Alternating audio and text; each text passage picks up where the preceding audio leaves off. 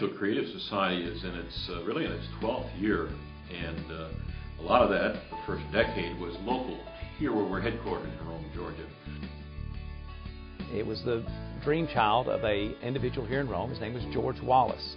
George Wallace was a lover of arts, mainly a lover of kids, and he wanted to make sure that all children had the opportunity to learn and to be recognized for their individual talents. 54% of our young people in the United States, when asked about their life purpose or spark, and this is the research of the Search Institute, 54% of those young folks say, my spark, something that I believe I'm meant to do and leave my legacy to the world, is in the creative arts.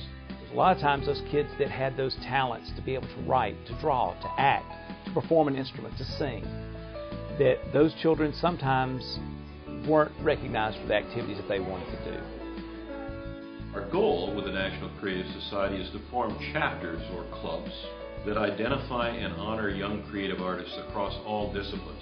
So far, the NCS at Rome Middle School has been extremely popular. I tried to have it once a month in the beginning. That didn't go very well, so I started going once a week. We moved up to twice a week, and they would do it every day if I could, if I could make it a possibility.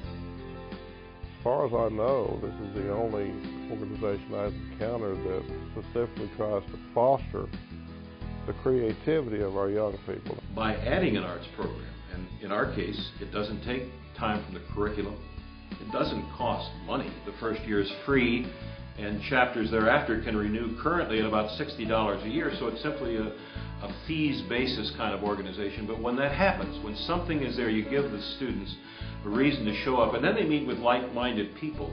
Some cross inspiration, when you have musicians playing in a room, and sometimes my visual artists will have to leave and go work outside, or my writers will be over there, slamming their pencils across the room and just getting really involved. And sometimes what's going on with music will just enhance whatever's,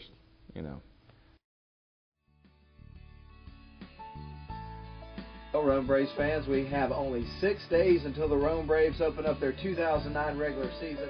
I was getting ready to graduate school. They gave me a scholarship that I could use at my first year at a four-year school if I were to choose to go on and do that sort of thing. Well, that was one of the motivating factors of me going on to that next level, and really gave me some encouragement and a bit of confidence that I may not have had without it. Now we have up to 6 scholarships that we provide for high school seniors, and all they have to do is be a member of our society, get a chapter started at their high school, and then they can apply for the scholarships. I would encourage, if you're not already, to be a part of the National Creative Society, just because they offer so many different ways to learn about things that you can't really learn in high school. The National Creative Society, to me, needs to encourage those young artists, but it also needs to encourage those who have a passion for the arts. People that have made a big difference in my life are the types of people that don't just look for the normal things that people do that draw attention. It's maybe for some of the things that are a little bit off the radar, so to speak. And I think that that's what the National Creative Society does in a lot of cases. And I would just like to say that I think that's a wonderful thing, what they're doing. Had I encountered the kind of encouragement that the National Creative Society gives to young artists, I might have begun my writing career much sooner than I did. It's just not done this way. You have an art club, or you have a drama club, you have music, additional music courses and clubs. This is very unique. How can a school benefit? How can an organization? How can a community benefit? They can only benefit by encouraging young artists. And our chapters, moving out now beyond simple school chapters, are those kind of resources that parents are looking for too.